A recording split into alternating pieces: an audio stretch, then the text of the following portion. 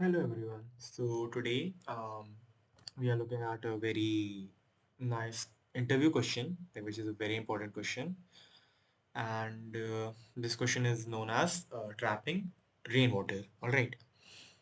Now let's first of all let's see what are the details of this question. So let's read the problem statement. So it goes like given an array of size n non-negative integers representing the height of blocks. All right. If width of each block is 1, compute how much water can be trapped between the blocks during the rainy season.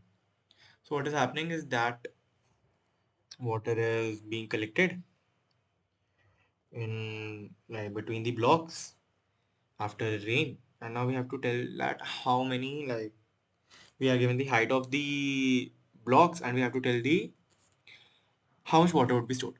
Okay. So let's see this. The height of the blocks are like this: 3 0 0 2 0 4. Output would be 10. See here, bars would be what? 3 0 0 2 0 4. Total trap water would be what? Here it would be 3. Here it would be 3. Here it would be 1. Here it would be 3. So output would be 10. Similarly, in this case, 7409. Let's draw this one, 7409, and that would be like tell us in a better way.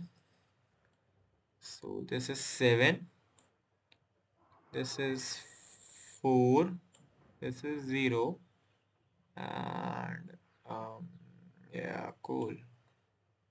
Okay, my bad. Somewhat like this. It is what? 7, 4, 0, 9. Okay. Now let's do one thing. Here some water would be stored, which would be this part.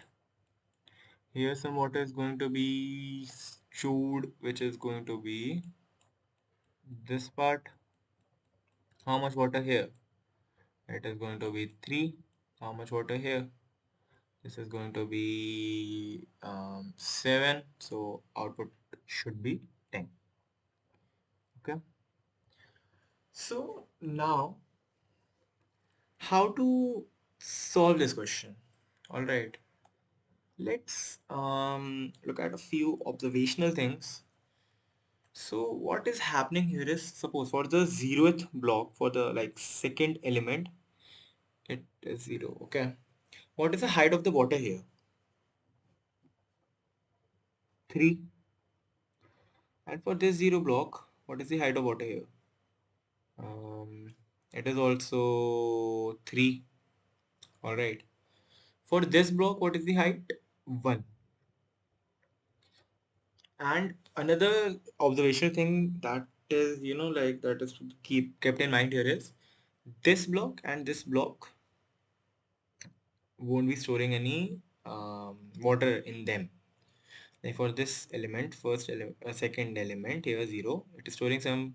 Third element is also storing. This element is also storing. And this element is also storing.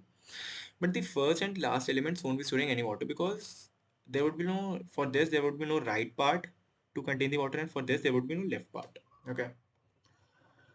So this was one thing. All right. Now let's look at this example. For this element, what is the water? Like what is the height of the water stored here? 3, and what is here? It is 7. Okay. An observational thing that you can see here basically is,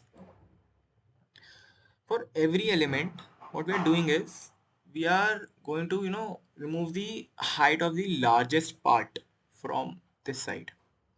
Largest part from the left and from the right of that element. Okay. Um, okay, let's do one thing. Yeah. This was the first example. Cool. Let's change the color. Yeah. Let's talk about this 0th element. It is starting from this side. This is the element what is stored here. This is what is stored how? Between this element and this, between the left most largest element between the right most largest element. The water between this element is stored. Okay. And the maximum height that could go would be the minimum of the leftmost and the rightmost. Here it is 3 and here it is 4. So what is stored here would be minimum of the left largest and right largest, which is for this element it is 3. For this element it is going to be 3. For this element also the largest would be 3, but the height of this element would be removed. Okay, so it is going to be 1, and for the here also it is going to be 3. So what did we observe here?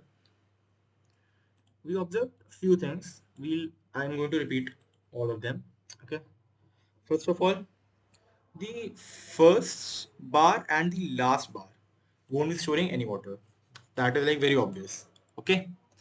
And this block would be like storing water. Okay. And that water would be the what? Minimum of its leftmost part and rightmost part, which is here 7, minus height of its own block, which is 4. It is going to be 3. And for this block it is going to be 7 minus height of it 7. Output would be the addition of these two. Output is going to be 10. Okay, now we have like talked about the basic solution, like what we do here.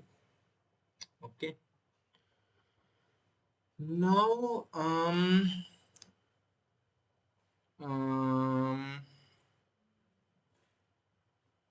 we can do one thing again. Okay. Mm, we have talked about how we are going to store the values, right? But like how would you find the like left minimum of this, or like left max of this element and right max of this element? So for that what we are going to do is we are going to make two arrays. One array would be left max, one array is going to be right max. These are going to be two arrays here. Okay. And left max would be containing the left max of all the elements. All right. Okay, one more observation which you didn't like under like you haven't like noticed would be like suppose this height would be 5. So maximum for this element is going to be 5 and no water would be stored. So its left max or right max is it's both are going to be 5, and minimum would be 5 and height of this would be 5 minus 5, 0. And water would be stored. So that corner case is also like done here. So left max would contain left max for the elements first element till nth element, and right max is going to be contained by this is going to second element from nth element, and this is going to first element from n minus 1. All right.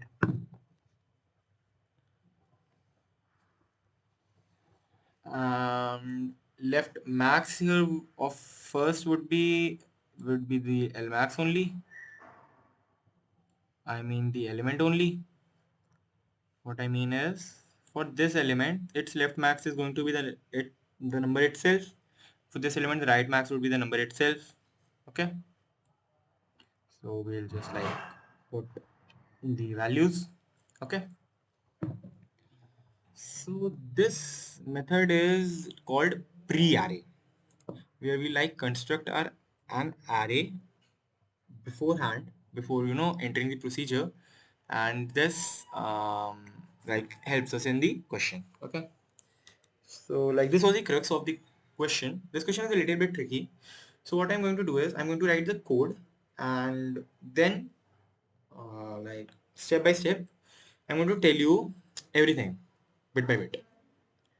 Sounds fair? Okay, now we are just going to write the code. where we have to return the result.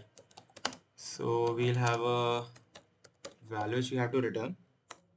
But I tell you, we'll make an array of size n left max. We'll make an array of size n right max. L max 0 would be what? R0, yes. And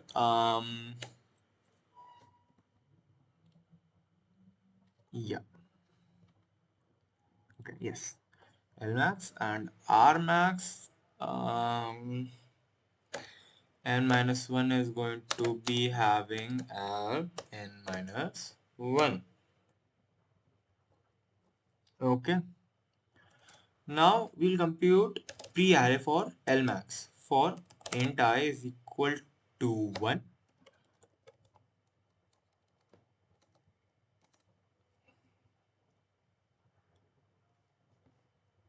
L max I is going to be either max of R I or L max of I minus 1. Okay. And similarly for int I is equal to I is equal to, we are going to have to calculate right max. So it is going to be I minus 2, I more than equal to 0, I minus minus R max I is going to be max of R max of I plus 1. Okay. So what I did here is, okay, we'll have a dry run of this thing. So let's have the dry run for this part. Okay. We have this diagram here. Let's clear things a little bit. Take the eraser. Let's clear this part. Okay. Yes.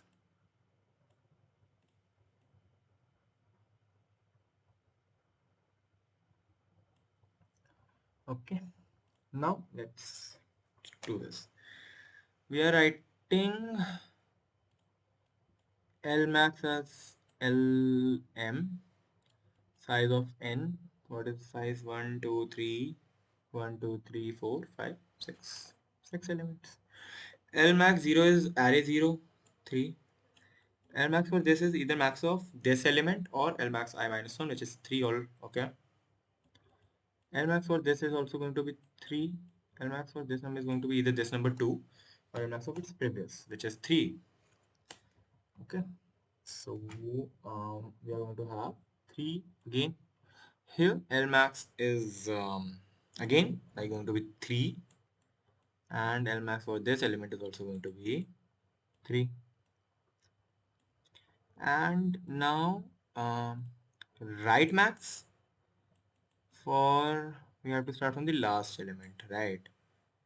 It is like for this element we have 4. For this 0th element we'll have 4. For another element we'll have 4. For next element we'll have 4. For next element also we'll have 4, and for the next element also we'll have 4. Okay, so this is our L max array and this is our R max array. Okay. Now, what did I tell you? Like how to find the result is going to be for every element from I is equal to 1 till I n minus 2. What we're going to do is we're going to have result as result plus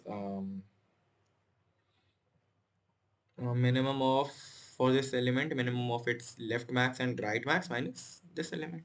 Okay. So we are going to write that part now, which is what? Okay, let's write it here. I tell you, we are going to have I is equal to 1, I less than n minus 1, I plus what we're going to have is the result is equal to result plus min of L max I R max I